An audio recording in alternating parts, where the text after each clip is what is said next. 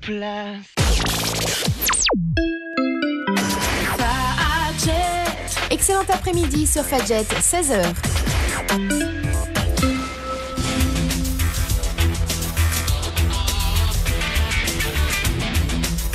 Vendredi 16h-17h sur Fadjet, Cap Sport.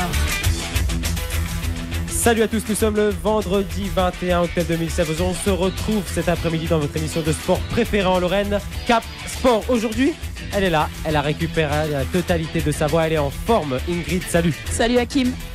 Mais ce n'est pas tout aujourd'hui pour nous accompagner dans l'émission. Un de nos chroniqueurs récurrents, un de nos chroniqueurs préférés, fan de sport collectif comme individuel, il nous apportera ses analyses.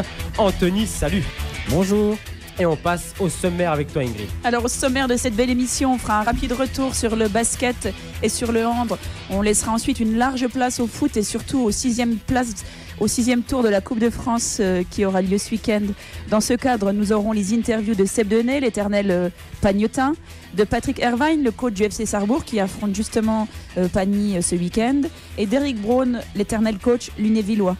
Viendra ensuite l'heure du quiz, de notre traditionnelle page consacrée à la Nancy Lorraine, et on clôturera l'émission avec les incontournables pronostics. Cap Sport, c'est parti.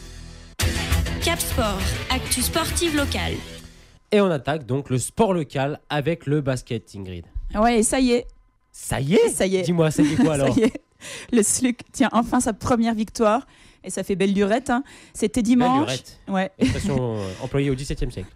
Nancy l'a emporté à Châlons, donc 69-59, grâce notamment à leur ailier retrouvé, un Ebi Ehre, auteur de 18 points, et surtout de 8 points extrêmement précieux dans les 5 dernières minutes, alors que Châlons était revenu à 5 points.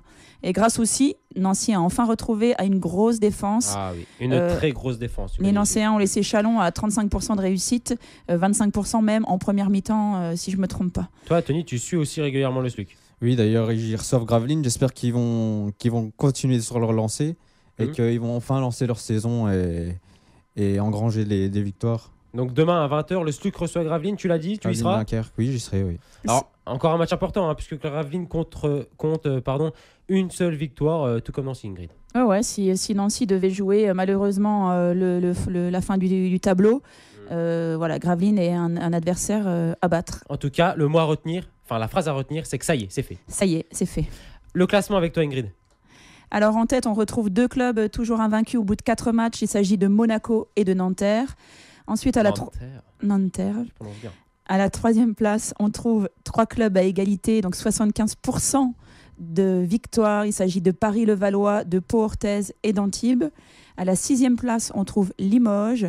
À la 7e place, avec 50% de réussite, donc 2 matchs gagnés sur 4, on trouve Chalon-sur-Saône, Dijon, Le Mans et Châlons. À la 11e place, on retrouve Cholet. À la 12e place, donc on retrouve nos Nancéens et l'ensemble de tous les autres clubs qui n'ont pas été cités.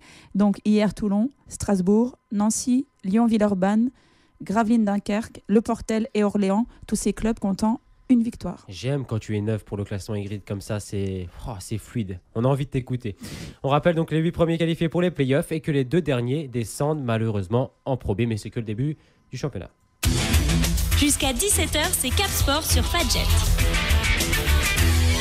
On poursuit notre virée hebdomadaire sur les sports locaux avec le handball, Ingrid. Et bonne nouvelle, ça y est aussi. Ah, encore un, ça y est, j'aime.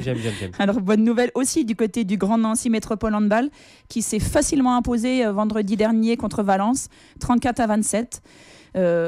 En plus, l'équipe de Nancy était décimée par les blessures, donc c'est une belle performance.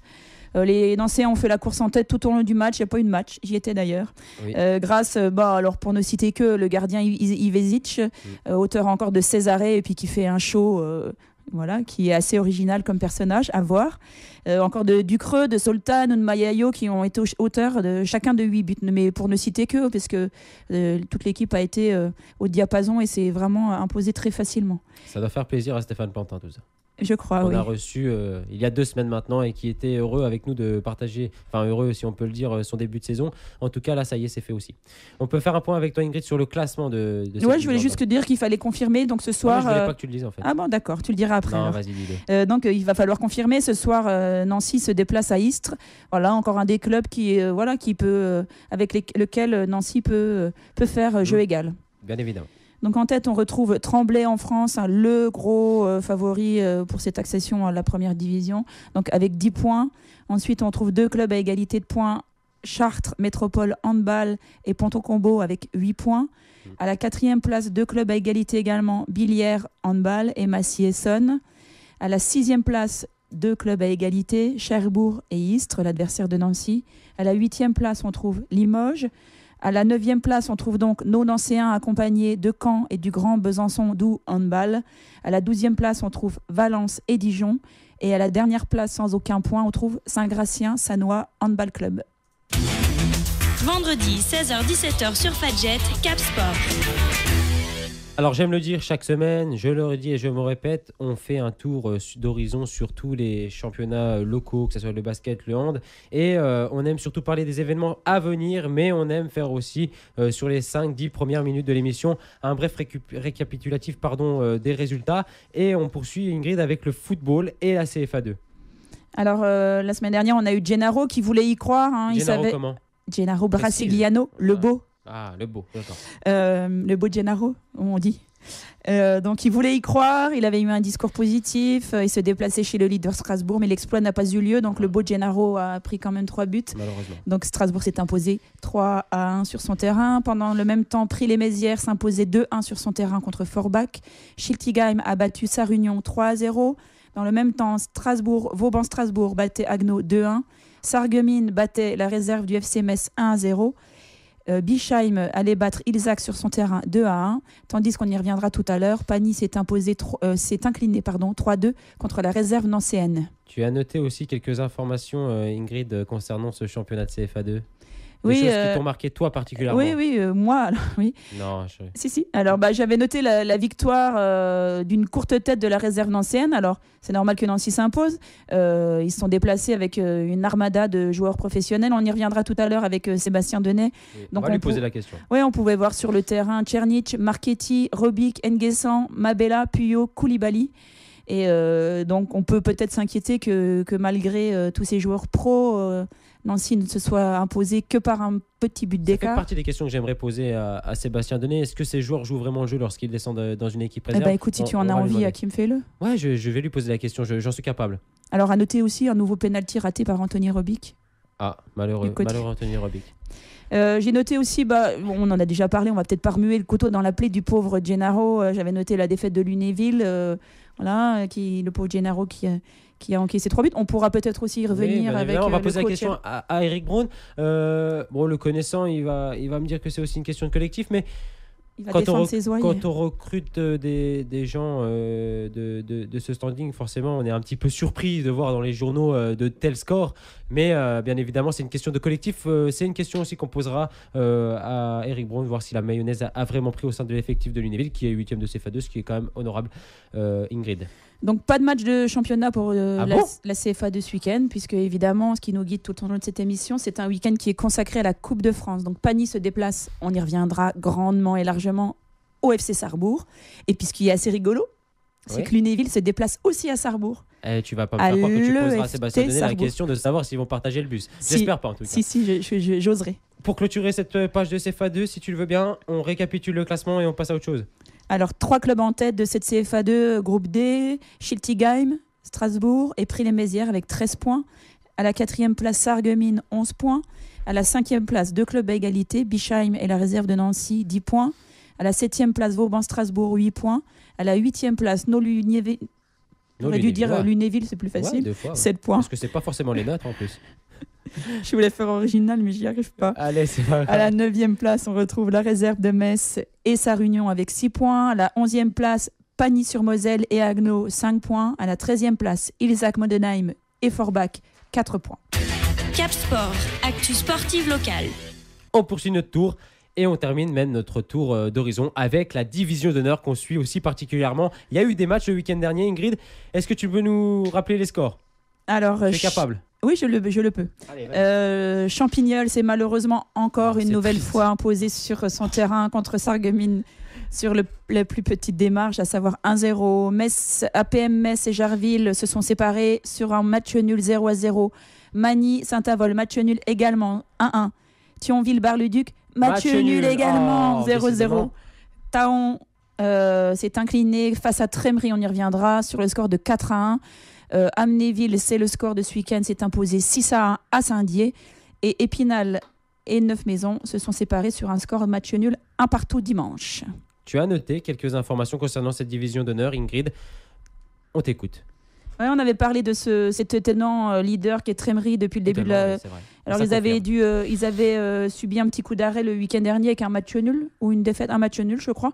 Ils sont repartis de l'avant là, hein. Ils se sont imposés largement sur le terrain de Taon, donc sur un score de 4-1. Taon qui est l'un des grandissimes favoris pour l'évolution en CFA2. Ouais, et qui était à 3 points de Trémery avant ce match-là et qui est 4e du championnat. Trémery frappe fort. Ouais, Trémery fait très fort. J'avais noté aussi la nouvelle défaite à domicile pour les Champignolais. La saison s'annonce, je crois, compliquée. Champignol pointe d'ores et déjà à la dernière place avec 4 petits points. Alors rien n'est fait, hein. C'est encore le début de saison, mais c'est vrai qu'ils s'enlisent donc dans cette fin de tableau et ils sont derniers du championnat. Malheureusement, c'est la lanterne rouge, mais comme on peut dire, dans chaque lanterne réside une flamme, Ingrid. Tout à fait. Alors, allez, troisième information que tu avais notée, c'était la Coupe de France qui aura lieu ce week-end. Et Jarville, le dernier représentant Meurthe-et-Mosellande de la DH, se rendra donc à Creuswald. Mais ce qu'il faut savoir, c'est qu'à ce 6e tour de Coupe de France et à ce stade, les autres équipes de division d'honneur jouent. Et on va faire avec toi, Ingrid, le récapitulatif de ces matchs qui auront lieu à partir de demain et qui se poursuivront donc dimanche. Alors, effectivement, donc Jarville, qui est encore engagé en Coupe de France, ne jouera pas ce week-end. Par contre, on pourra assister à Amnéville contre la réserve d'Épinal. Ça sera samedi soir à 18h. À 20h, on pourra assister, si on le souhaite, si on en a envie, au match de Champignol contre Magny. Et dimanche, à 15h, auront lieu 3 matchs. Donc, Bar-le-Duc contre Taon, Sarreguemines contre Neuf-Maisons et Trémery contre Saint-Dié. Match important pour Champignol s'ils veulent espérer recoller un peu aux équipes et pas se laisser... Oui, Magny est juste un tout petit point devant Champignol. Donc effectivement, c'est déjà un match... si Champignol venait à perdre ce match, ça serait déjà assez compliqué pour la suite. Toi, Ingrid, tu avais prévu de te rendre au match. Est-ce que tu as encore dans la tête l'idée d'y aller ? À Champignol ? Oui. Ouais, j'irai peut-être faire un petit tour du côté de Champignol ce samedi soir. Je vous raconterai. Cap Sport, actu sportive locale. On ouvre donc notre dossier de cette émission avec le championnat avec la Coupe de France et le 6e tour. Avant d'entrer en détail avec les différents acteurs de ce 6e tour, on va avoir en ligne Eric Braun, on aura Sébastien Donnet, on aura aussi Patrick Hanvin, le coach du FC Sarrebourg qui a été relégué de division d'honneur en division d'honneur régionale. Donc ils nous font le plaisir d'être avec nous, mais juste avant ça, j'aimerais qu'on revienne avec toi, Ingrid, sur les différentes oppositions qui auront lieu en Coupe de France. Alors, samedi, ça commencera samedi à 18h. Donc, le SAS Épinal recevra Raon-l'Étape. Ensuite, dimanche, auront lieu 7 rencontres. Centre Ornain recevra Béronne. Famec recevra Sarreguemines. Le Cosvillers recevra Homécourt. Creuswald recevra Jarville. Lunéville se déplacera à Sarrebourg, EFT. Pagny se déplacera à Sarrebourg, FC. Et Mont-de-Lange recevra l'APM Metz. Cap Sport, actu sportive locale. Et on l'a dit tout à l'heure, on reçoit donc bien évidemment pour ce week-end Coupe de France la participation d'Eric Braun. On va revenir d'abord avec lui sur la première partie de championnat. D'abord on accueille Eric. Eric, salut. Bonjour. Bonjour. Alors autour de la table, Anthony et Ingrid qui sont avec moi. On va te poser des questions et puis comme à ton habitude, on sait que tu nous répondras de la meilleure fois possible. Alors vous occupez une belle 8e place au classement de ce groupe D2 CFA2. On rappelle que vous êtes promu. Est-ce que l'entraîneur Eric Braun est satisfait du début de saison de ses troupes ? Oui, on va dire que sur le plan des résultats, c'est plutôt pas mal, même si c'est un groupe très très serré, puisque le dernier doit avoir 4 points et le premier doit en avoir 13, il me semble. Donc tu gagnes un match, tu es entre la 5e et la 8e place, tu en perds un, tu es entre la 8e et la 11e. Bon, actuellement, on est dans le ventre mou. Le prochain match contre Ilzac va être important. Après ce match-là, on saura un peu mieux où se situer. Alors, moi, ce que je remarque surtout, c'est que vous êtes la pire défense du championnat avec 15 buts encaissés. Est-ce que tu as une explication à nous fournir par rapport à ça ? On va dire qu'on a fait d'énormes erreurs individuelles. sur certains matchs contre, pas forcément les défenseurs, oui, c'est un mais collectif. des erreurs défensives contre Schiltigheim et surtout après les Mézières, là où on a pris 5 et 4 buts. Après contre Strasbourg, perdre 3-1 à Strasbourg, c'est pas, on va dire, c'est pas Le leader du catastrophique. championnat. Ouais, et puis 3-3 contre la réserve pro de Metz avec Cipro, c'est pareil.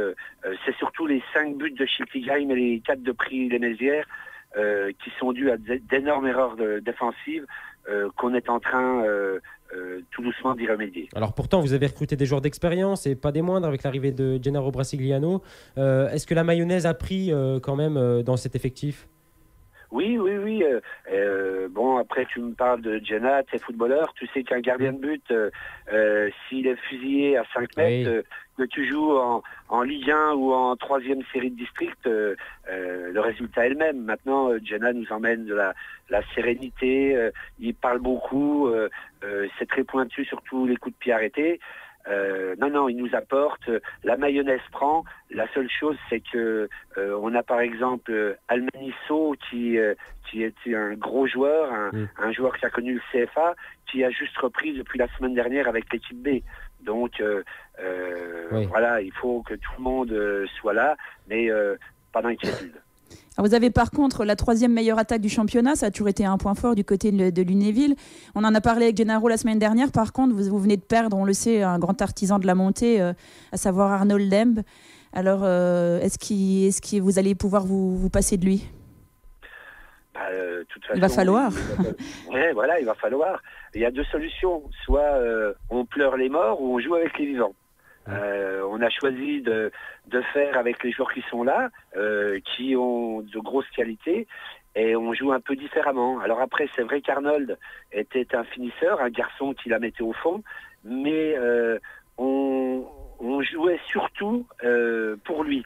Là maintenant, on a 3 garçons devant, que ça soit Anthony Caromel, Maverick Angioni ou Kevin Dumini. Dumini, oui, pardon, mais lui, tout le monde le connaît. On joue d'une autre façon et on est beaucoup plus percutant et beaucoup plus cohérent quand on attaque que quand on se reposait sur Arnold. Mais bon, après se passer d'Arnold, c'est compliqué parce qu'on a une rotation de moins dans l'effectif. Si on a un attaquant de blessé, on est obligé de changer le système de jeu. Donc, il va falloir trouver un attaquant de complément. Vous avez eu écho de sa première prestation, Arnold Lembe, du côté d'Épinal. Il a joué 25 minutes, je crois, non ? Oui, Arnold a joué 25 minutes. Il y a des joueurs, des dirigeants à moi qui sont allés au match, qui m'ont dit que les débuts avaient été un peu timides sur ses premiers ballons, et puis qu'après, il a fait mal sur 2-3 accélérations. Mais je pense que quand Épinal va savoir jouer avec lui, il va faire des différences, même au niveau-là. La seule chose, c'est que plus on monte, plus c'est chacun pour sa gueule. Donc il va falloir qu'il s'habitue à ça aussi. Alors pour clôturer ces questions sur le championnat, Eric, et avant de passer à la partie Coupe de France qui nous intéresse vraiment aujourd'hui, quels sont les objectifs du FC Lunéville pour cette saison ? On se doute que c'est le maintien. Sans langue de bois, si une fois que les problèmes défensifs seront résolus, Eric, est-ce qu'on peut voir Lunéville dans la première partie de tableau ? Oh là là. Ouais, parce que j'étais au match à Pagny ce week-end. Pagny a une très très belle équipe et pourtant Pagny est dans les derniers. Tout le monde me dit Lunéville descendra pas, Pagny ne descendra pas, Sarreguemines ne va pas descendre. Pourtant, il y en aura 3 qui descendront et il s'agit déjà de les trouver. Donc non, l'objectif c'est d'en laisser 3 derrière nous. Et le plus rapidement possible. Maintenant, on sait qu'en CFA2, on l'était il y a 4 ans, on était 5e à la trêve et on est descendu pour 1 point. Donc le championnat après la trêve, c'est jamais le même parce que il y a la préparation, les Alsaciens ont des moyens pour se renforcer que nous on n'a pas. Donc la deuxième partie de championnat est souvent différente de la première. Donc il faut engranger des points maintenant. Et puis en mettre tout de suite à plusieurs portées de fusil de nous. Alors dimanche, c'est la Coupe de France. Vous vous déplacez à Sarrebourg au FT. Ça va faire une petite parenthèse. Est-ce que c'est pour vous un déplacement périlleux ? Bien sûr, on le sait par expérience. Il y a 4 ans, on était en CFA2, on s'est fait sortir là-haut au tir au but alors qu'ils étaient en première division de district. Donc on sait que c'est chaud. que c'est un petit terrain synthétique à 400 mètres des vestiaires. On fait le trajet avec les supporters. C'est toute une ambiance, un côté un peu folklore qu'on n'a plus l'habitude de voir. Et cette équipe, si elle est au 6e tour, même si je crois qu'elle n'a pas fait d'exploit, c'est qu'elle mérite d'y être. Et nous, Lunéville, on se doit de passer ce 6e tour. C'est un impératif. Alors, on rappelle que le FT est quand même dernier de son championnat de PH, 11 buts encaissés, une victoire en championnat. À part le contexte, peut-être, on se demande si ce déplacement est vraiment périlleux pour cette équipe de Lunéville, donc qui est 8e de son championnat de CFA2. Ingrid, question. Une question. Est-ce que ce match se prépare autrement qu'un match de championnat? Est-ce que la semaine d'entraînement est particulière avant le match de Coupe de France? Oui, un petit peu. C'est-à-dire qu'on travaille beaucoup sur le duel, le travail devant le but, parce que on sait qu'on va être amené à être beaucoup devant leur but, donc sur la finition, sur les dribbles, sur le combat, le duel en 1 contre 1, parce qu'ils vont nous imposer un combat physique. Donc on travaille beaucoup le duel plutôt que la conservation de balles ou une mise en place habituelle au niveau CFA2. Alors, pour vous, ce sera l'équipe type ce week-end, ou alors vous allez faire une petite rotation pour reposer certains éléments de votre équipe? Non. Quand on joue un 6e tour de Coupe de France, la meilleure façon de se faire éliminer, c'est de croire que les 3 divisions d'écart permettent de faire souffler des joueurs cadres de l'équipe. On ira avec la meilleure équipe possible, même s'il y a des joueurs qui reviennent de blessures, qui ont besoin de temps de jeu et qui ne seront peut-être pas dans le groupe, mais l'équipe qui sera alignée sera forcément celle que j'aurais fait jouer en championnat. Eric, dernière question avant de vous laisser filer. C'est quoi votre petit gris-gris cette année? Toujours le petit élastique qui tient vos discours d'avant-match, ou est-ce que vous avez innové pour la CFA2? Non, c'est toujours l'élastique. Ça fait bien rire ma femme à côté. Ouais. Mais cette année, j'en ai mis 2 et de 2 couleurs différentes. Eh ben, voilà. Écoute, pourvu que ça vous porte bonheur, pourvu que ça porte bonheur à cette équipe de Lunéville, on espère t'avoir bien évidemment à la radio pour le résultat dès la semaine prochaine ou dans les semaines suivantes. Merci Eric. Pas de problème. Merci, bonne chance. Allez, bon match. Cap Sport, actu sportive locale. Après cette interview d'Eric Braun concernant le déplacement de Lunéville chez les Franco-Turcs de Sarrebourg, place désormais à l'autre match de Coupe de France qui nous intéresse plus particulièrement. Donc il s'agit de Sarrebourg FC cette fois-ci qui recevra Pagny-sur-Moselle. Donc dans ce cadre, nous allons réaliser 2 interviews. D'abord celle de Sébastien Denet, évidemment le Pagnotin, qu'on mettra en parallèle avec l'interview de Patrick Ernwein. Cap Sport, actu sportive locale. Et je l'ai dit, donc on reçoit Sébastien Denet pour parler de la Coupe de France avec nous. Ingrid et Anthony sont avec moi en studio. Sébastien, d'abord, salut. Bonjour, salut Hakim, salut Ingrid, salut Anthony. Salut Seb. On va commencer par parler de votre début de saison en championnat. Vous êtes 11e avec 5 points. Est-ce qu'on peut dire que vous connaissez un début de saison compliqué? On peut pas dire exprimer le mot compliqué, mais on a un début de saison qui est moyen, parce que du fait que on a eu des joueurs en fait qui étaient qualifiés qu'à partir de la 5e journée, on a eu des blessures, on a eu des personnes qui revenaient de vacances tardivement, donc on n'avait pas l'effectif au complet, si vous vouliez, d'entrée de jeu, donc c'était un peu compliqué sur les premiers matchs. Mais la mayonnaise commence à prendre avec les nouvelles recrues, donc c'est en train de prendre forme. Là, on vient de sortir d'un gros match contre l'AS Nancy-Lorraine avec 7 points en face, où on mérite au moins le match nul. Donc plutôt positif. Donc on est confiant de nos qualités et je pense que les jours meilleurs arrivent. Alors, vous n'encaissez pas beaucoup de buts, pas énormément de buts, 7 je crois. Par contre, offensivement, c'est un petit peu plus limité. Est-ce que vous attendez beaucoup du retour de Segbé? L'année dernière, si vous voulez, dès la blessure de Segbé, on a enchaîné que des résultats négatifs. Donc oui, je veux dire oui. On attend avec impatience le retour de Désiré. Après, là, il vient de... Il est rentré dimanche, c'est ça, non? Voilà, il est rentré dimanche. Ça faisait 6 mois et demi qu'il n'avait pas fait un match officiel. Donc il est rentré à une demi-heure de la fin. Et déjà, rien que sur la demi-heure, il nous a fait énormément de bien. Donc on attend avec impatience qu'il revienne à 100% de ses moyens pour déployer toutes ses qualités au sein de notre équipe. Il sera titularisé dimanche? Tu as déjà des infos là-dessus? J'ai pas des infos, mais à mon avis, il risque de démarrer parce que c'est un match de coupe et pour lui redonner un petit peu de temps de jeu, je pense qu'il va être aligné d'entrée pour lui redonner aussi un peu de confiance et pour qu'il puisse aussi marquer des buts parce que on attend de lui qu'il marque des buts et qu'il nous fasse gagner les matchs. Comme l'année dernière quand il a explosé les compteurs en début d'année 2016. Alors vous restez sur une défaite frustrante face à la SNL à domicile. Il y a eu un débat dans la semaine concernant les joueurs professionnels qui jouaient, c'est selon les enjeux des équipes avec des équipes réserves. Toi, Seb, t'es pour ou contre les joueurs pros en équipe réserve justement ? Moi, je suis assez pour parce que ça nous permet de se confronter à des joueurs qui ont l'habitude de jouer en Ligue 1 ou en Ligue 2, puis de se mesurer un petit peu à ces joueurs-là. Et franchement, c'était un vrai test dimanche au stade Jean-Bérény. C'était un vrai bon match. On a eu une très bonne opposition de la part de la SL. On a su répondre présent tactiquement et physiquement. Donc, sincèrement, sur la physionomie du match, le nul serait amplement mérité. Mais sur une erreur de débutant, malheureusement, on prend un compte à la 89e minute et Koulibaly fait la différence sur son côté avec sa vitesse et sa puissance. Donc voilà, on est un petit peu frustré parce que à 2-2, on se dit on peut aller gagner le match parce qu'on revient à 2-2 à 5 minutes de la fin.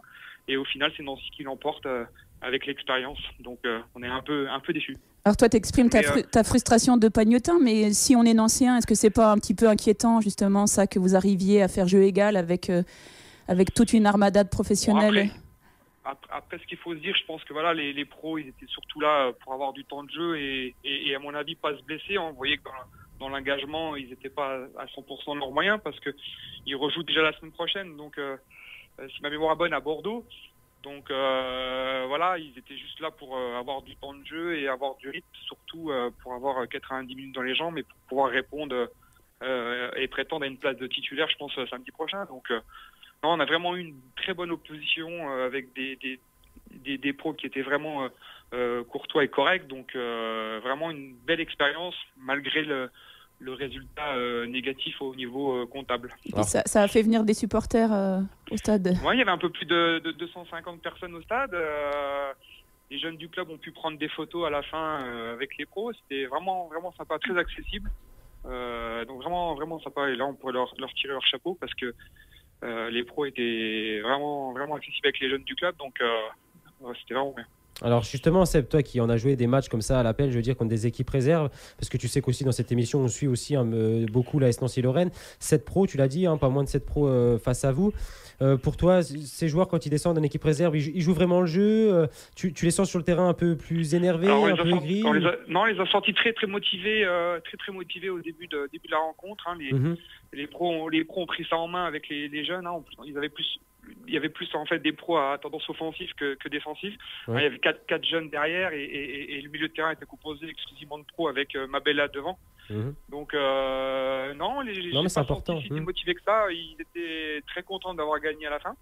Donc après, je vous dis, peut-être dans l'impact, ils ont mis moins d'impact qu'ils auraient mis peut-être en Ligue 1 pour éviter toute blessure. Mais en plus, ils ont joué sur un terrain exceptionnel. Donc voilà, ça leur a donné du temps de jeu. Ils étaient contents, il a fait beau, il y a eu des buts et puis ils ont pris du plaisir. Donc dommage que le résultat soit négatif, mais on a quand même répondu présent face à cette pro. Après voilà, on peut dire que le championnat est peut-être un peu faussé par rapport à ça, parce que peut-être la semaine prochaine ils auront une équipe de U19.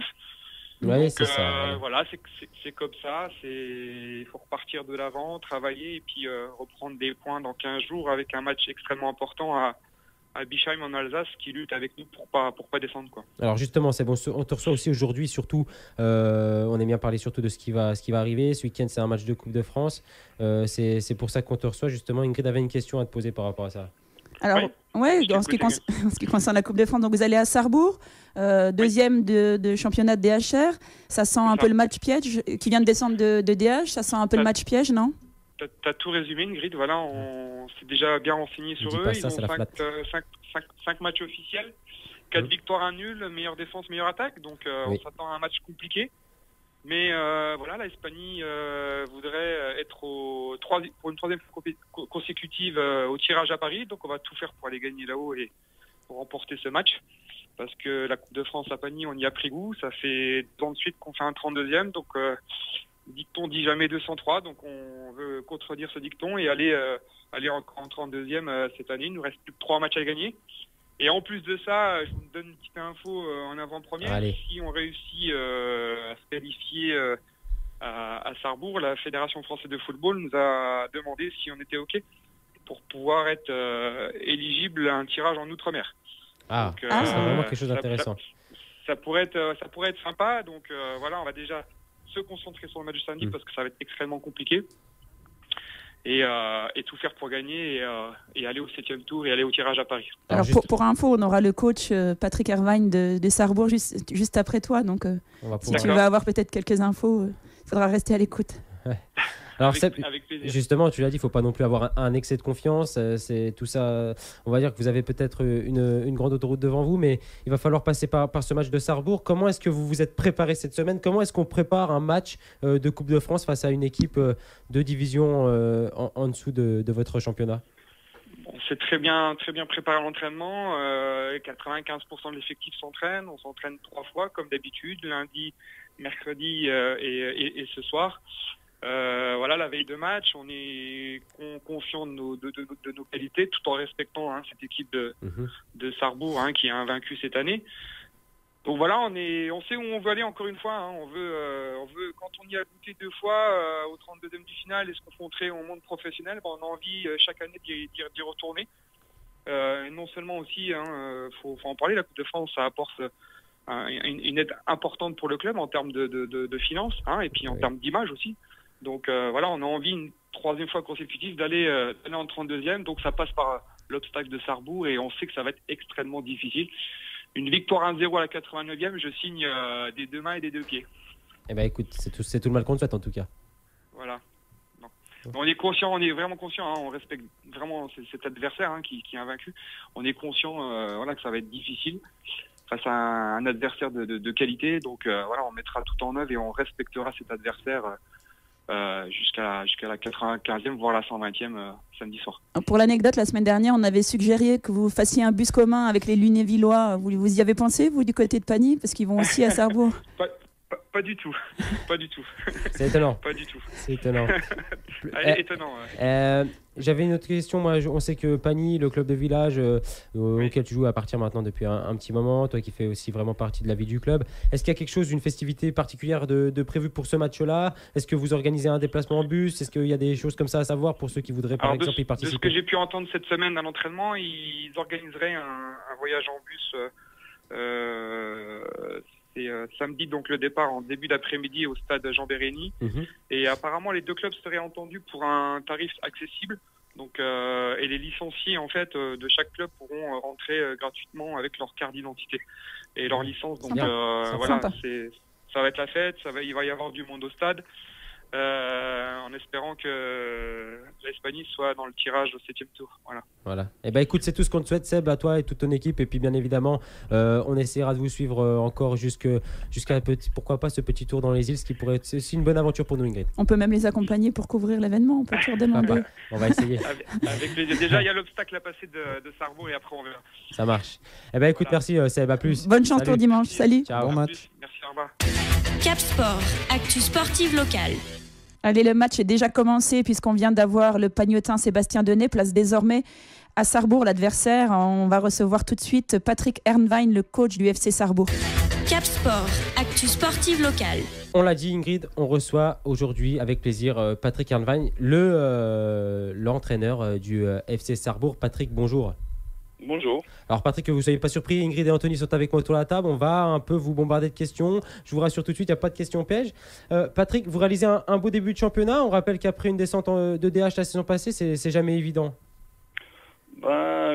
Non, c'est jamais évident. Bon, après, on est monté quand même 2 ans de suite. Donc l'objectif, c'était de le faire en 3 ans. Bon, on a un peu surfé sur la vague de la première montée. Donc on est monté en étant 2e, vu que le 2e montait par le fair play.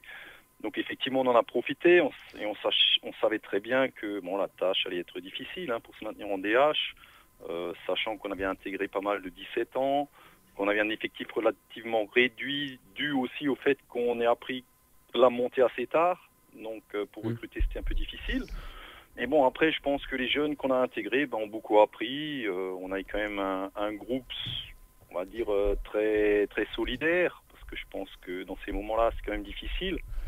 Surtout qu'on n'a pas beaucoup gagné. On s'est pris quand même pas mal de défaites assez lourdes. J'ai l'impression de vous sentir un peu sévère. Moi, j'ai eu l'occasion de vous voir sur différents terrains. Je trouvais que vous ne faisiez pas des prestations si mauvaises que ça, pourtant. On était capable de rivaliser des fois sur 1 ou 2 matchs avec des bonnes équipes comme Saint-Avold. On a quand même fait des bons matchs. Saint-Dié, ce genre de match. Mais sur l'ensemble de la saison, on est quand même passé à travers de pas mal de matchs par manque de sérieux, de rigueur et de niveau aussi. D'expérience. On n'avait pas forcément le niveau. Alors cette saison, qu'est-ce qui fait votre force? On a noté notamment que vous aviez d'ores et déjà inscrit 13 buts. Est-ce que c'est votre force à votre attaque? Aujourd'hui, oui, c'était un peu ce qui pêchait l'année dernière. Donc on a fait un gros recrutement de ce côté-là. Donc on a recruté surtout dans le secteur offensif. On a fait un recrutement aussi en quantité parce qu'on était un peu juste au niveau effectif. Donc tourner avec 13-14 joueurs sur une saison, c'est pas possible. Donc on a vraiment essayé d'avoir une vingtaine de joueurs pour le groupe de la A. Donc c'est ce qui nous permet aujourd'hui aussi d'avoir ces résultats-là, parce que c'est quand même 20 joueurs susceptibles de jouer en A, donc ça permet de faire tourner un petit peu de temps en temps quand un joueur est en méforme. Mais effectivement, dans le secteur offensif, on a un peu insisté au niveau recrutement. Oui, on rappelle, vous êtes la deuxième meilleure attaque du championnat. Je pense que c'est pas anodin. Est-ce que dans cette deuxième attaque ou même dans ce collectif plus global font partie ces jeunes joueurs de 17 ans de la saison passée que vous parliez juste avant? Aujourd'hui, effectivement, vu qu'on a relancé les 19 ans, qu'on avait arrêté il y a 2 ans, donc c'est vrai qu'on essaye un peu de les laisser à la disposition des 19 ans, et de temps en temps, ils intègrent le groupe de la A ou de la B.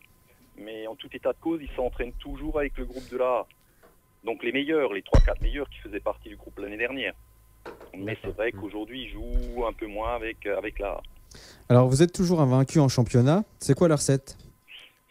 Gagner. Gagner. La recette, c'est gagner. Ça a l'air assez simple finalement. Ouais, c'est simple. Non, après c'est vrai c'est ce que je vous ai dit tout à l'heure, on a quand même un groupe... un super état d'esprit, on a fait un recrutement très local, donc ce qui permet aussi, les joueurs se connaissent entre eux, on a pris un peu les meilleurs joueurs des clubs autour qui avaient envie de progresser, qui avaient envie de voir autre chose, donc c'est vrai que ça nous a beaucoup servi, et aujourd'hui il suffit pas d'avoir que des bons joueurs, il faut un bon état d'esprit, il faut que le groupe se sente bien ensemble. Alors c'est quoi l'objectif de ce championnat de DHR? C'est la remontée immédiate? On mentirait si on dirait qu'on n'a pas envie de remonter. Effectivement, on aurait envie de remonter. On a vu ce que c'était la DH, qu'il nous manquait pas grand-chose pour se maintenir. Donc effectivement, aujourd'hui, on a quand même des ambitions pour retrouver la DH le plus rapidement possible. Après, c'est toujours difficile après une descente. On est monté 2 ans, on est redescendu, remonté tout de suite l'année d'après. Ça fait beaucoup de choses, mais aujourd'hui, on est dans le coup et puis on va jouer notre coup à fond, et puis je pense qu'on a une équipe qui est capable de le faire. Alors venons-en justement, Patrick. Passons à la Coupe de France, 9 maisons, vous gagnez 2-1 à 9 maisons au 5e tour. Là, vous avez frappé un grand coup, là, vous avez frappé fort. Oui, en plus, je pense que c'était mérité sur l'ensemble du match. Après, comme vous avez vu, on a bien démarré le championnat, on est dans une spirale où tout nous réussit un petit peu. On est arrivé à stabiliser un petit peu derrière aussi, où on avait un peu où manque un peu de rigueur en début de saison. On marquait beaucoup, donc forcément ça nous pénalisait pas trop. Mais aujourd'hui, on arrive à trouver une stabilité derrière. Quand mes attaquants, mes joueurs offensifs sont en forme, on a des atouts. On a des qualités. Et c'est vrai qu'à 9 maisons, on les connaissait un peu. Ils nous avaient battu 2 fois la saison d'avant. On avait une petite revanche à prendre. Et quelle revanche? Donc effectivement, ça nous a souri. Tant mieux. Vous recevez Pagny pour un match de gala face à une équipe en difficulté de CFA2. Comment vous allez préparer ce match? C'est compliqué parce que, à mon avis, Pagny n'est pas à son niveau. Je pense pas que les résultats qu'ils ont en ce moment reflètent leur niveau de jeu. On lit un peu les résultats. Ils sont pas si mauvais que ça dans les résumés. On les connaît un petit peu. J'ai eu quelques échos. Donc c'est vrai qu'il est difficile de se fier au classement.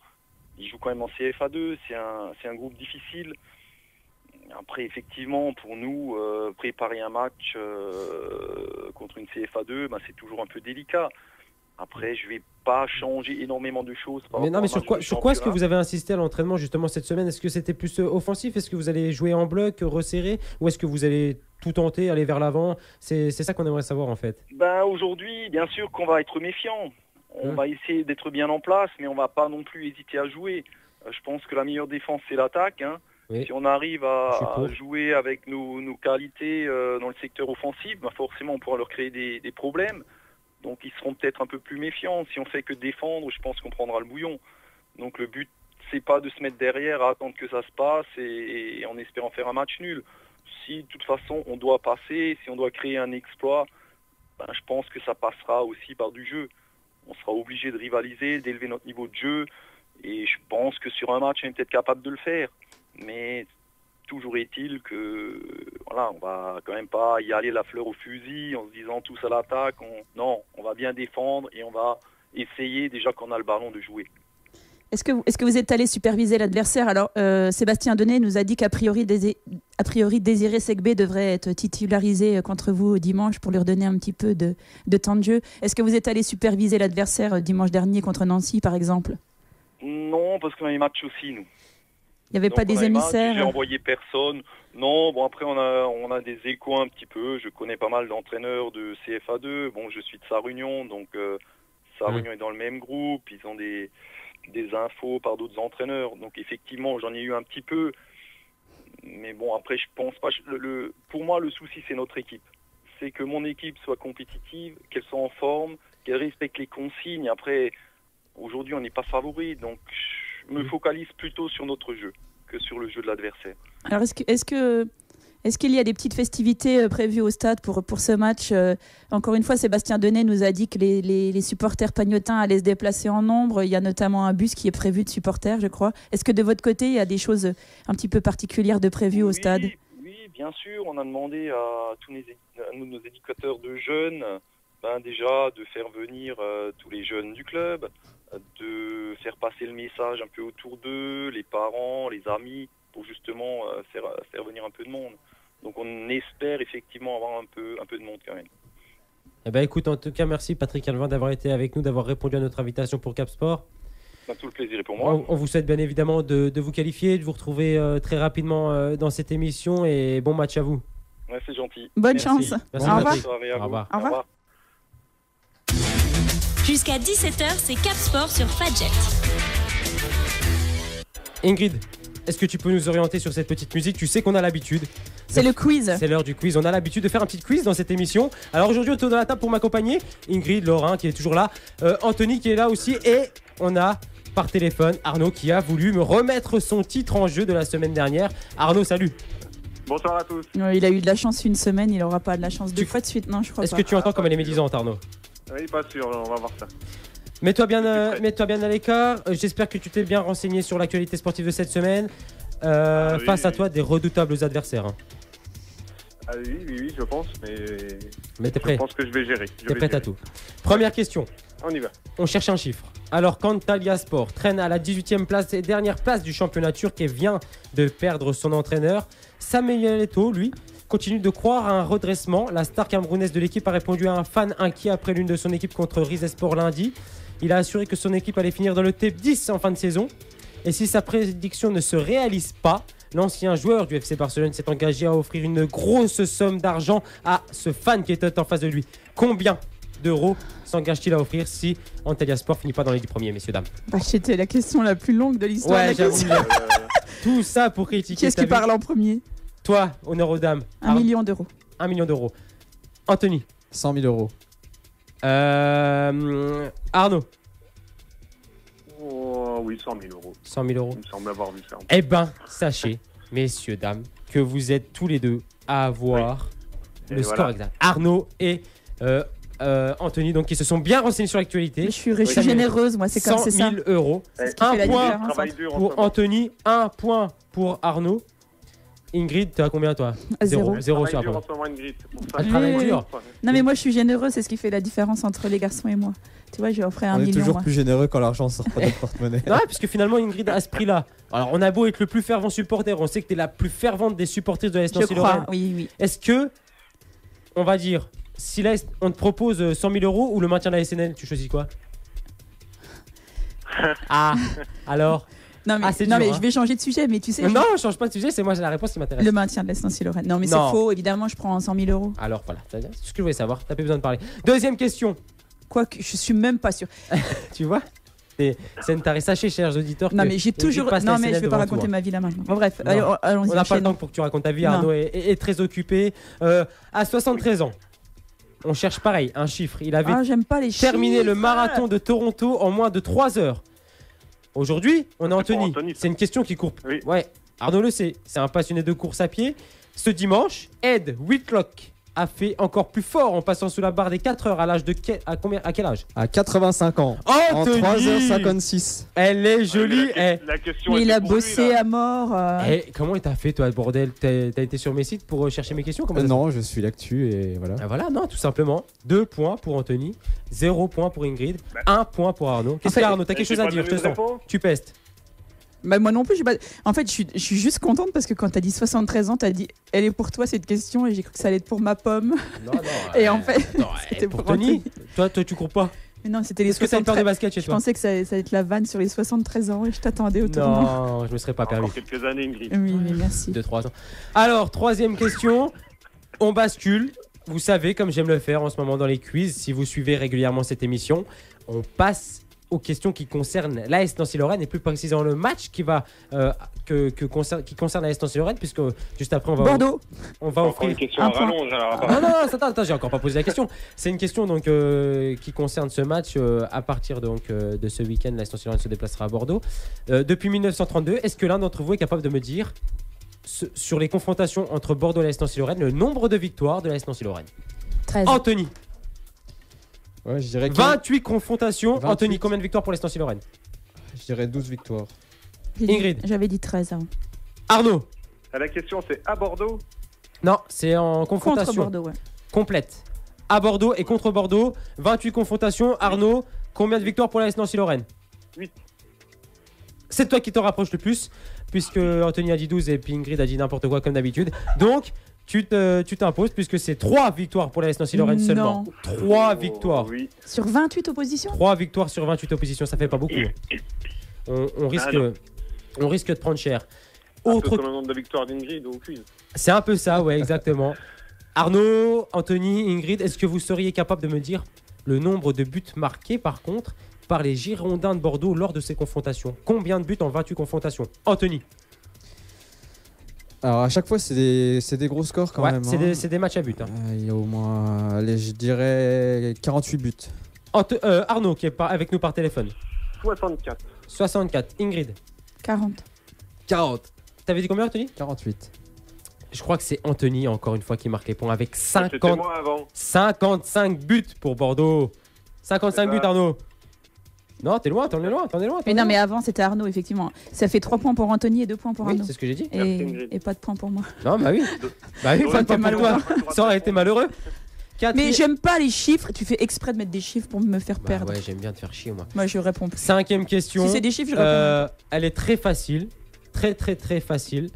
L'AS Nancy-Lorraine était dans le championnat de France encore en 2012-2013. On a affronté les Girondins de Bordeaux à Bordeaux. Est-ce que vous êtes capable de me donner le score? Alors il me semble qu'on avait perdu avec un but à cause d'une erreur d'arbitrage. C'était pas le but de Wendel, là? C'était, Non, Wendel, c'était encore plus ancien. Arnaud, pour que tu imagines un peu la scène, Ingrid me tourne carrément le dos, elle fait la gueule. Je pense que elle aime pas prendre des raclés. Hein. Mais elle a une très belle nuque. Elle a une belle nuque, c'est vrai. Mais on la voit pas On la derrière voit la pas avec les crinière. cheveux. Ouais. Alors, combien le score entre Bordeaux et l'AS Nancy-Lorraine? Ingrid, c'était Ils un match avaient à perdu 1-0. but. Non, match à but. 4-3. Non. 3-2. 3-2, Ingrid. 3-2. Point pour toi, Ingrid. Merci. 3 points pour Anthony, 2 points pour Arnaud, 1 point pour Ingrid.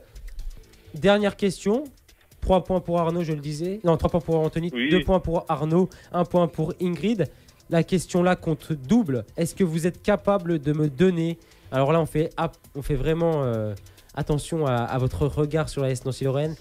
les 2 joueurs qui étaient déjà présents à Bordeaux et qui seront encore présents à Bordeaux dès ce week-end. C'est faux. Et Serdia? Non plus. Ni l'un ni l'autre? Non plus. Non. Arnaud, fais appel à tes souvenirs lointains. Il n'y a pas que Marseille dans la Ligue 1. Alors, attends. Qui ça? Quelle année déjà?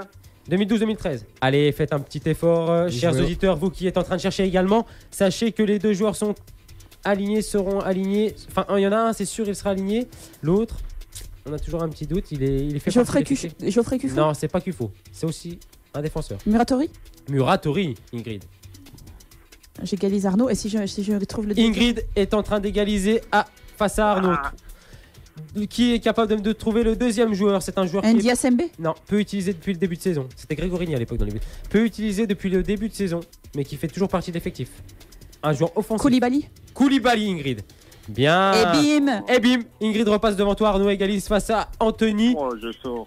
Tu sors, tu es donc éliminé. Et c'est donc un face-à-face. Koulibaly, il était déjà en 2012? Ouais, Koulibaly était déjà là en 2012. C'était un très jeune joueur à l'époque. Et pour vous départager, donc, Ingrid et Anthony, vous êtes à 3 points chacun. Il peut jouer encore quand même, Arnaud. Arnaud peut jouer encore, mais ça ne servira à rien. Allez, c'est juste parce que c'est Arnaud. Le nombre de buts qui a été marqué donc entre Bordeaux et Nancy, mais le nombre de buts marqués pour les Nancéens.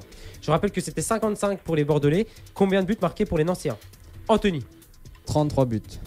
Ingrid? Je dirais encore moins s'ils ont gagné 8 fois. T'as dit combien toi? 33. Mathématiquement, s'ils ont gagné 8 fois, ils ont. je dirais 22. 22. Et toi, Arnaud? 17. Eh ben, c'est Ingrid qui s'en rapproche et qui remporte donc ce quiz sur le fil. Eh oui, les garçons. Avec 21 buts marqués pour l'AS Nancy-Lorraine. Arnaud, tu t'inclines? Oui. J'ai l'impression. Ah, oui, mais avec quoi? Moi aussi, j'ai l'impression. Ingrid jubile, elle jubile en studio, mais il faut pas se laisser faire. Arnaud, tu seras bien évidemment avec nous dans les prochaines émissions pour remettre le titre d'Ingrid en jeu. C'est la 3e fois qu'elle le remporte depuis le début de la saison. En 2 ans? Ouais, en 2 ans. T'as quelque chose à rajouter, Arnaud? La défaite est amère, visiblement. Hein. Je me vengerai la semaine prochaine. Ça marche. Eh ben écoute Arnaud, merci d'avoir été avec nous. Passe une bonne soirée et puis à bientôt dans Cap Sport. Salut. Bisous à tous. Salut. À bientôt. L'avant-match de l'ASNL. Alors Ingrid, elle est là, elle est toute fière. Je me demande encore d'où vient Koulibaly. Je ne sais pas d'où tu es capable de sortir Koulibaly. Je ne sais pas. Moi, je cherchais. Tu sais, c'est Seb Denet qu'on a parlé tout à l'heure et du coup, je sais pas pourquoi. Je cherchais pas de jeunes joueurs comme ça en fait. Ouais, mais il est là depuis un moment. Il faut se dire que Koulibaly, qui a du mal aujourd'hui à faire sa place, c'était l'un des joueurs sur lequel comptait déjà. J'aime bien, moi, Koulibaly. Patrick Gabriel, c'était Patrick Gabriel à l'époque. Ouais. On attaque donc l'avant-match de la SNL pour les dernières minutes pour vous accompagner. Vous, chers auditeurs, vous êtes bien sur 94.2 sur Fadjet. N'hésitez pas à nous rejoindre sur Cap Sport, CAP, plus loin Sport, sur notre page Facebook, mais également sur YouTube. Tous nos replays sont disponibles. On a parlé de plein de sports, Ingrid. Il va falloir que tu m'aides. On a parlé de triathlon. On a parlé de handball. On a parlé de... Sans parler de ce dont on va parler dans les semaines qui arrivent. Exactement. Alors, est-ce que tu peux nous faire un petit topo sur ce qui va arriver les semaines à venir?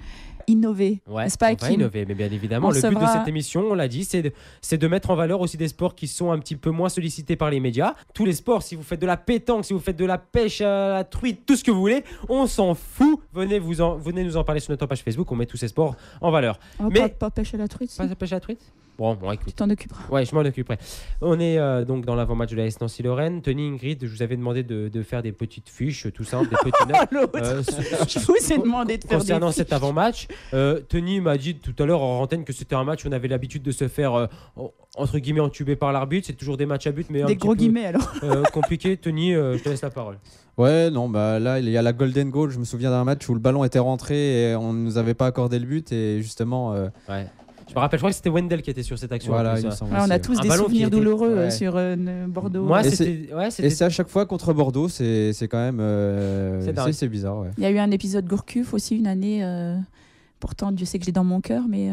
Depuis cette fameuse année 2008 où c'était le futur Zizou, comme tous les futurs Zizou. Moi, c'était le 2010 et les pieds les pieds limite dans la surface de réparation du mec qui faisait la touche de Bordeaux et on se fait égaliser, on se fait sortir en Coupe de la Ligue. Enfin voilà, on a tous des souvenirs contre Bordeaux qui sont un petit peu difficiles, mais l'AS Nancy-Lorraine est dans le dur, Ingrid.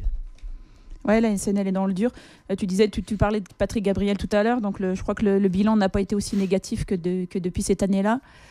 Année où on était descendu en Ligue 2, rappelons-le. Ouais, malheureusement, avec Brest et j'en passe. Alors, il faut y croire malgré tout. Donc, le match de Paris est un match à part. Et encore que, il y a quand même des beaux motifs de satisfaction contre Paris. Donc, on était au match contre Paris, Ingrid. Est-ce que toi vraiment tu as vu des motifs de satisfaction? J'ai entendu beaucoup autour du stade, on n'a pas fait un si mauvais match. Moi je vais vous dire mon avis, on a fait un match pourri. Paris, certes c'est Paris, on a refusé le jeu au début. Forcément c'est compliqué une fois qu'on prend deux buts au bout de 20 minutes avec 5 défenseurs, c'est compliqué d'essayer de faire le jeu. Mais par contre sur la deuxième mi-temps on a essayé de réagir, mais peut-être encore une fois toujours trop tard, Ingrid. Oui, toujours trop tard. On va pas dire tout ce qui a déjà été dit. Nancy se tirer une balle dans le pied, on a tous revu, je l'ai vu, je me suis fait du mal, j'ai regardé 10 fois les 2 buts. Effectivement, si on arrive à la mi-temps avec un match nul 0-0, peut-être que l'histoire est différente. C'est rassurant parce que, effectivement, je suis d'accord avec toi, on n'a pas vu grand-chose d'enthousiasme. Oui, on leur a facilité la tâche, on les a trop respectés. Ils ont marqué 2 buts rapidement. Après, ils ont géré entre guillemets le match sans trop se livrer. Ils ont fait un match d'entraînement après, quoi. Hein. Nancy a essayé comme il pouvait de réagir. Finalement, après, on encaisse 2 buts, donc on n'a plus rien à perdre et ça a peut-être libéré un peu les joueurs. Bon, oui. Mais je trouve dans le domaine offensif, on manque de buteurs. Je suis assez d'accord avec toi. Je pense que dans le jeu, on est globalement pas si mauvais, mais une fois arrivé à l'entrée de surface, il n'y a jamais une frappe, il n'y a jamais un enchaînement qui fait qu'on pourrait laisser penser que l'Estance Lorraine peut marquer. En fait, à chaque match, on se demande qui va pouvoir réussir à marquer un but. D'ailleurs, c'est difficile pour nous aussi de pronostiquer, Ingrid. C'est quand même compliqué. La grosse satisfaction, on l'a salué nous, les médias l'ont salué, ça a été quand même Alou Diarra. J'étais la première sceptique à le dire ici. J'ai été la première admirative samedi soir au stade. Il est important dans la récupération de balles. On a pu constater dans l'impact physique, il prend les ballons de la tête, techniquement, Et sur les coups de pied arrêtés, il peut apporter action. Surtout c'est les coups de pied arrêtés. On sait que Pedretti a une bonne qualité de frappe. Alou Diarra finalement est un joueur de tête. C'est vrai que ça peut nous apporter. J'étais aussi un peu sceptique. C'est vrai qu'il a quand même tenu le match. C'est pas lui qui est sorti en premier. C'est Pedretti qui a été remplacé. De manière assez. Je crois que. Juste. Mes voisins et moi, non, Pedretti. Quand il sort Pedretti, on se dit à ce moment-là qui va faire l'animation du jeu. On a, en tout cas, des gens qui m'entourent dans les gradins, on était assez unanimement surpris de la sortie de Pedretti. C'est une question qu'on s'est posée. Corée avait sûrement ses raisons. Ouais. Mais Aïd Benasser a fait quand même. Il peut apporter plus. Aïd Benasser, on a eu l'habitude de faire des bonnes prestations sur les derniers temps. C'est vrai qu'il était un petit peu en dedans. C'est bien aussi de voir qu'on peut compter sur des jeunes des vieux comme Alou Diarra qui vont peut-être aussi lui apporter cette expérience. Moi ce que je vois qui est flagrant pour présenter donc ce match puisque c'est la fin de l'émission, donc l'AS Nancy-Lorraine reste sur 3 défaites consécutives, 5 matchs sans victoire, 2 défaites à domicile et 5 matchs sans victoire à domicile. l'AS Nancy-Lorraine est clairement à la lanterne rouge et indiscutable. Elle a beau s'appuyer sur les erreurs d'arbitrage, mais finalement on ne s'apprête pas derrière ça. Après, elle est loin d'être décrochée. Il suffit d'un match pour sortir de la zone rouge. Les Girondins sont pas beaucoup mieux lotis que nous. Ils ont une seule victoire sur les 5 derniers matchs. Ils pratiquent un jeu assez laborieux. Pour les regarder assez régulièrement tous les week-ends, ils pratiquent quand même pas un jeu très enthousiasmant. Donc, il me semble que Bordeaux peut être... Alors, je sais, ils sont malgré tout 6e et 5e même. Il me semble que ça peut être un adversaire à la portée des Nancéens s'ils réalisent un match, aidez-moi, comme à... Quel a été le match avant Paris à Lille. À Lille. Si on réalise ce genre de rencontre, on peut avoir de beaux espoirs à Bordeaux. Alors, en tout cas, c'était donc notre avis. Ingrid, est-ce qu'on peut voir avec toi les matchs qui commencent d'abord dès ce soir, qui auront lieu samedi et dimanche, avant de passer donc à ce classement, histoire que tout le monde l'ait bien en tête. On est obligé de dire le classement. Par les pronostics. Allez, commence d'abord par les matchs qui auront lieu ce week-end. Alors, ce soir, donc Monaco-Montpellier. Ensuite, samedi soir, on pourra assister à Lyon-Guingamp, Angers-Toulouse, Bordeaux-Nancy, donc Nantes-Rennes, Lille-Bastia, Dijon contre Lorient. Il faudra attendre dimanche pour voir les 3 matchs Caen-Saint-Etienne, Metz-Nice à voir, et puis évidemment le Classico Paris-Saint-Germain-Marseille. Metz-Nice à voir, t'as un pronostic? Oui, ils vont se faire éclater les Messins. Cap Sport, les pronostics. C'est l'heure des pronostics pour finir cette émission, et donc vu que tu dis qu'on n'est pas si loin, j'aimerais bien savoir ce que tu penses donc de cette rencontre entre les Girondins Bordeaux et l'AS Nancy-Lorraine. C'est moi qui commence? Oui, c'est toi qui commence. Moi je vois une belle victoire des Nancéens 2-0 à Bordeaux. Moi, je vois. Ah, pardon. Vas-y, vas-y, Anthony. Moi, je vois un match nul. Il y a toujours beaucoup de buts. Ouais. Je vois un 2 partout. Ramener un point de Bordeaux, ce sera déjà pas mal. On va pas être trop gourmand. Fais chier parce qu'Anthony, tu viens de me piquer mon pronostic, mais je. Alors il faudra s'engager sur les buteurs parce que tu sais qu'il y a Non, mais du coup, je vais changer. Je prends ça pour un signe. Je prends ça pour un signe. Je vois du coup la Nancy Lorraine malheureusement s'incliner 2-1 avec un but. Un but de Alou Diarra pour finir. En tout cas, donc on remercie Patrick Arnweil pour le FC Sarrebourg d'avoir été avec nous dans cette émission. On remercie aussi bien évidemment Sébastien Denet pour la Hispanie-sur-Moselle. On remercie aussi Eric Braun d'avoir été avec nous dans cette émission. Tout ça pour ce dossier et cette grande page qu'on a consacrée à la Coupe de France. On remercie également Arnaud d'avoir. On se remercie également Arnaud d'avoir. On se remercie également Arnaud d'avoir. On se remercie également Arnaud d'avoir. On se remercie également